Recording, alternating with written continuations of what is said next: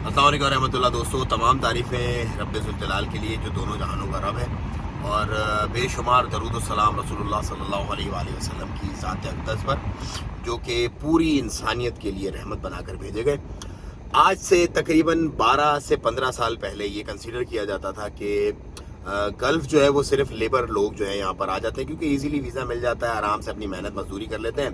पाकिस्तान, हिंदुस्तान, बांग्लादेश, नेपाल, भूटान, श्रीलंका वगैरह करीब भी है, तो यहीं से अपना रिस्क कमा के निकल जाते हैं। और वाकई ऐसा था भी, क्योंकि हमने देखा है बेचारे लोग 50-50 साल अपनी ज़िंदगी खपा के वापस चले जाते थे यहाँ से, क्योंकि कुछ नहीं होता था उनका। लेकिन अब जो अरब के लोग हैं उनको भी ये बात समझ आ गई है, और जो बाहर बिजनेस करते हैं, जो भले अमेरिका में, कनाडा, पाकिस्तान, हिंदुस्तान, बांग्लादेश कहीं भी बिजनेस करते हैं, उनको भी ये बात समझ आ गई है कि भाई 21वीं सदी के अंदर सिर्फ कफालत पे मुल्क को चलाना इम्पॉसिबल है, इम्पॉसिबल। फिर उसके बाद क्या हुआ? सोने पे सुहागा। दुबई का जो एक स्ट्रक्चर था, दुबई की जो एक डेवलपमेंट प्रोग्रेस थी, दुबई ने किस तरह से बूम किया फॉरेन इन्वेस्टमेंट से, जिस तरह उन्होंने सब कुछ खोल दिया, ओपन कर दिया मामलात, तो वो भी एक इन लोगों के लिए, अरबों के लिए स्पेशली जो है, एक समझ लो एक way of proceeding that way बना के उस तरह हम लोग भी प्रोसीड कर सकते हैं बिजनेस में। तो फिर क्या हुआ कि यहाँ पे इन्होंने, किसी मुल्क ने किसी टर्म्स एंड कंडीशन के साथ, किसी मुल्क ने किसी टर्म्स एंड कंडीशन के साथ अपने मामलात को खोलना शुरू किया, लेकिन Dubai was the first one.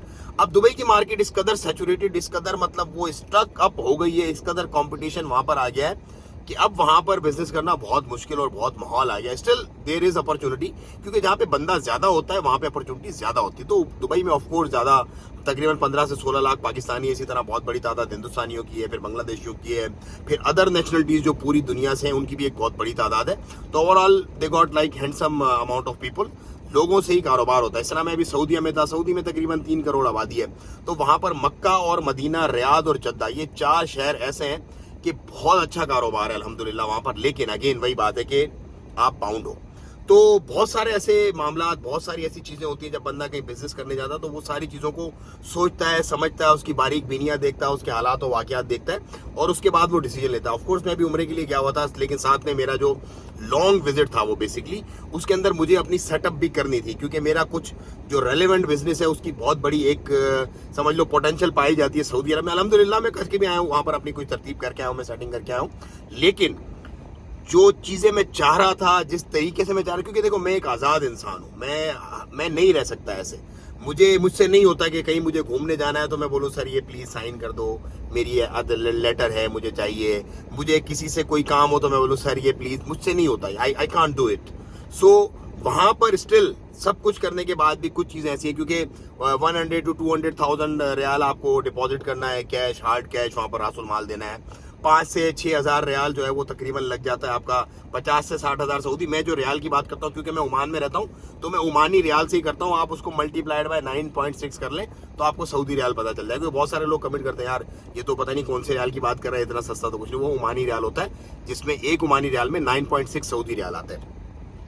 तो बहरहाल जो मेरा 100% जो मैं चाह रहा था वो वहां पे नहीं हो पा रहा, तो जितना परसेंट, जितना फिजिबिलिटी के साथ हो सकता था वो मैंने कर लिया वहां पर। इसी तरह यूएस में, इसी तरह और दूसरे मामलात में जितना जो मुझे समझ आता है। लेकिन देखो मैंने ना दुनिया फिरी है, मैंने अल्हम्दुलिल्लाह, मतलब ये है कि घूम के फिजिकली अपनी प्रेजेंस वहां पर शो करके, लोगों से हालात, वाकयात, ख्यालात पूछ के, सारी की सारी चीजें मैंने अपने अंदर ढाली हुई हैं। उसके बाद में जो आप लोगों को प्रीच करता हूं, मैं आप लोगों को जो तबलीग करता हूं कि आप ओमान में आओ, बिजनेस करो, ये उस सब के बात करता हूं, क्योंकि इन सब का जो निचोड़ है ना, वो Oman is the best for business. One liner है, वन सिंगल लाइनर। क्यों बेस्ट है उसकी मैं 4 बड़ी वजूहत आपको बताता हूं, 4 मेन वजूहत। नंबर 1, रिसेंटली इन्होंने ये सारा काम ओपन किया। जो चीज नई होती है वो बेस्ट होती है, उसके अंदर अपॉर्चुनिटीज ज्यादा होती है, समझ लो मेरी बात। नंबर 2, ये डेवलपमेंट कंट्री है, हर जगह पे क्रेनें लगी हुई हैं, हर जगह पे कंस्ट्रक्शन का काम चल रहा है, अभी डेवलप हो रहा है भाई। अभी तो सिर्फ 60 लाख की इनकी आबादी है, इन्होंने तो पहुंचना है 2, 2.5, 3, 4 करोड़ पे, सऊदी अरब की तरह। सऊदी के बाद सबसे बड़ा जो रकबा है ओमान के पास है मेरे भाइयों। तो ये डेवलपिंग कंट्री है, ये अभी डेवलप हुआ नहीं है। इसके बहुत सारा है, जिस इलाके में मैं इस वक्त खड़ा हूं ना, ये इलाका देखो, यूनिवर्सिटी का इलाका, ये सामने कैंसर सेंटर वो बना हुआ है, ये पूरा, ये सब मेरी आंखों के सामने बना है, सब कुछ मेरी आंखों के सामने बना है, कुछ नहीं था यहाँ पे। इसी तरह बहुत सारे एरिया भी डेवलप हो रही है। मैं मेन मस्कत की बात कर रहा हूँ। अभी जो बाहर के जो सुहार और ये सलाला और बिदबिद और निजवा और फंजा, ये अलग है भाई, इन्होंने तो भी बनना पता नहीं कितने साल आगे की है। तो ये दूसरा नंबर ये बात है कि developing country. Number 3, rule of law.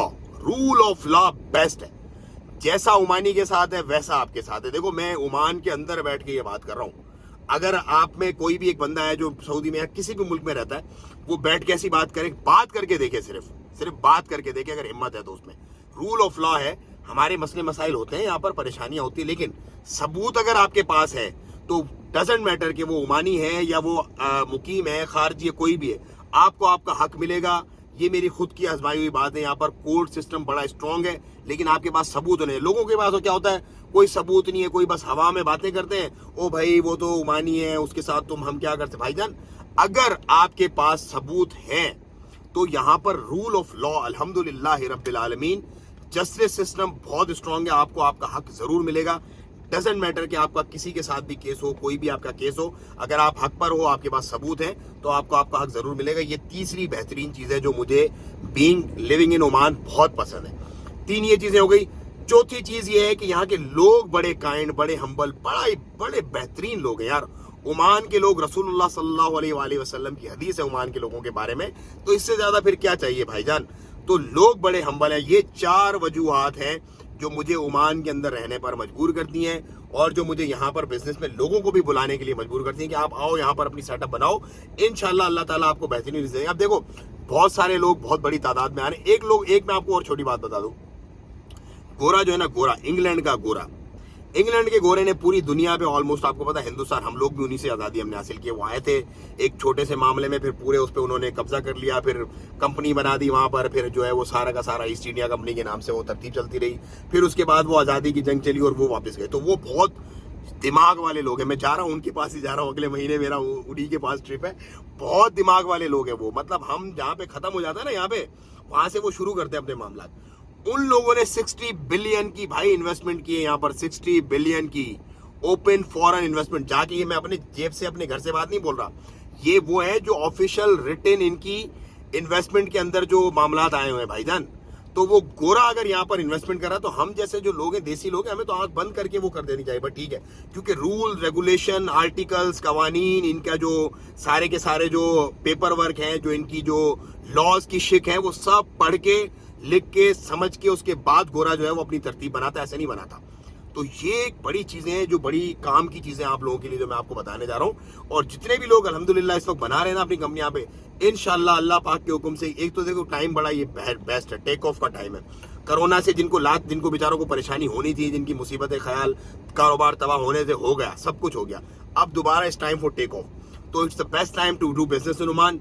आओ अपने कारोबार यहाँ पर करो। अगर आप अच्छे बिजनेसमैन हो तो आपका फ्यूचर यहाँ पर इंशाल्लाह, देखो रोजी का राज़िक रब है। मैं बिलाल मोइन उल्टा भी लटक जाऊं या पूरी दुनिया भी आप उल्टे लटक जाओ, आप ये बोलो ना कि बिलाल को सब कुछ दिलवा दूं, कोई कुछ नहीं दिला सकता। इसी तरह ये यहाँ पर लिखा हुआ होता है, हर बंदे का रिस्क अल्लाह पाक ने लिखा हुआ है। तो अगर आप मेहनत करते हो, अगर आप में पोटेंशियल है, आपके अंदर एक करंट पाया जाता है बिजनेस करने वाला, so it's right time to do business in Oman. आओ अल्हम्दुलिल्लाह बिस्मिल्लाह करके अपना काम यहाँ पे करो। आपकी जो भी कंपनी फॉर्मेशन वगैरह की तरतीब है, वो पूरी की पूरी एंड टू एंड हम करके, देखो हमारे पास बहुत सारे लोग आते हैं, सिर्फ CR कर दो, सिर्फ शहादत नहीं, हम लोग देखो भाई एंड टू एंड काम करते हैं। क्यों? क्योंकि ऑनरशिप हम लोग लेते हैं। हम ऐसे नहीं है कि बस करा छोड़ दिया, उसके बाद जाओ ख्वार फिरते रहो आगे पीछे, नहीं, बोल के ठोक बजा के हम पैसे लेते हैं, बोल के ठोक बजा के हम काम करके देते हैं। तो भाईजान जिसको भी अपनी ये तरतीब बनवानी हो, डिस्क्रिप्शन के अंदर वीडियो के आपको नंबर मिल जाएगा, कॉल करो, डायरेक्ट कॉल करो, उसके बाद अपनी प्रिपरेशन करो। डिटेल्स पूरी हमने शेयर की हुई है, लंबी लंबी वीडियोस मैंने बना के पूरी डिटेल आपको बताई हुई है। सिर्फ आपका पासपोर्ट चाहिए, सिर्फ आपकी जो है वो ईमेल चाहिए, जो एक्टिविटीज आपने करनी है सिर्फ आपने वो बतानी है। उसके बाद जो कंपनी है, जो पेमेंट जो है वो आप ट्रांसफर कर सकते हो। उसके बाद पाकिस्तान में बैठे हो, हिंदुस्तान में, बांग्लादेश, कहीं भी आप बैठे हो, आपकी वहीं बैठे बैठे आपका वीजा आपको वहां पर आएगा। उसी वीजे पर आप डायरेक्ट यहाँ आ सकते हो। आपको यहाँ पर पहले आने की कोई जरूरत नहीं, आप डायरेक्ट उसी वीजा पर आओ और आकर अपना हंटिंग करो, बिजनेस करो और बिस्मिल्लाह करके अपने लाइसेंसिंग वगैरह लेके अपना काम स्टार्ट कर दो। तो मेरे भाइयों बहुत अच्छा वक्त है, बहुत बेहतरीन अपॉर्चुनिटी है। हिज मैजेस्टी सुल्तान हैतम बिन तारिक, देखो उनका भी बहुत अच्छा बिजनेस एक्सपोजर है, is a good businessman, wise businessman. तो उन्होंने ये सारे मामलात किए अल्लाह के हुक्म से, बेस्ट लोगों के वसीतर मफादात में। ओमानियों के लिए भी ये बहुत बेहतरीन है और खारजियों के लिए, जो मुकीम यहाँ पे जो अजनबी लोग हैं, उनके लिए भी बहुत बेहतरीन है। तो भाइयों इस अपॉर्चुनिटी से फ़ायदा उठाओ। मेरा ये मानना है, क्योंकि देखो जो मैं खुद करता हूँ वही मैं आप लोगों को प्रीच करता हूँ। मैं कोई ऐसी बात नहीं करता जो खुद मैं ना कर रहा हूँ और लोगों को बोल रहा हूँ कि हाँ करो करो। मेरी खुद की कंपनीज है अल्हम्दुलिल्लाह, मेरे खुद के यहाँ पे कारोबार है, मेरा खुद का सब कुछ है। जो मेरा खुद का है, मैं चाहता हूँ मेरे भाई जो रहने वाले हैं, जो बेचारे बहुत परेशान है फाइनेंशियली या वैसे भी, उनका भी हो। बाकी देखो जिसने जो करना है उसने अपनी मर्जी से ही करना है, सोच समझ के करना है। मेरा काम है आप लोगों को बता देना और आप लोगों को एक ऐसा प्लेटफॉर्म प्रोवाइड कर देना कि जिससे आप हेडेक फ्री, हैजल फ्री जो है वो अपना काम करें। ये बहुत बड़ी ब्लेसिंग है। जब कभी आप निकलोगे ना कहीं कारोबार करने, मैं यकीन जानो सऊदी अरब के अंदर जो है ना मैं बड़ा परेशान रहा, तो मेरे लिंक थे, वास्ते थे, लोग थे जानने वाले, उसके बावजूद भी ऑथेंटिसिटी के साथ काम करवाना मेरे लिए इस कदर मुश्किल हो गया था कि अल हफीज वाला मान, क्योंकि पता नहीं होता किसी को कुछ। यहाँ का सबसे बड़ा मसला खलीज का ये है कि किसी को कुछ क्लियर नहीं होता। ज्यादातर क्या होता है कि हवा में बात होती है, अच्छा ऐसे कर लो ऐसे, फिर पैसे आपके सारे लग जाते हैं, आखिर में आपको पता चलता है ओ जो काम मैं करवाने चला था वो काम तो मेरा इसके बाद होगा ही नहीं, उसके लिए मुझे कुछ और अलग से करना पड़ेगा। तो हम लोग आपको ऑथेंटिसिटी के साथ और क्लियरिटी के साथ पूरा काम एंड टू एंड करवा के देंगे इंशाल्लाह। जो आपसे कमिट करेंगे वो आपको करवा के देंगे।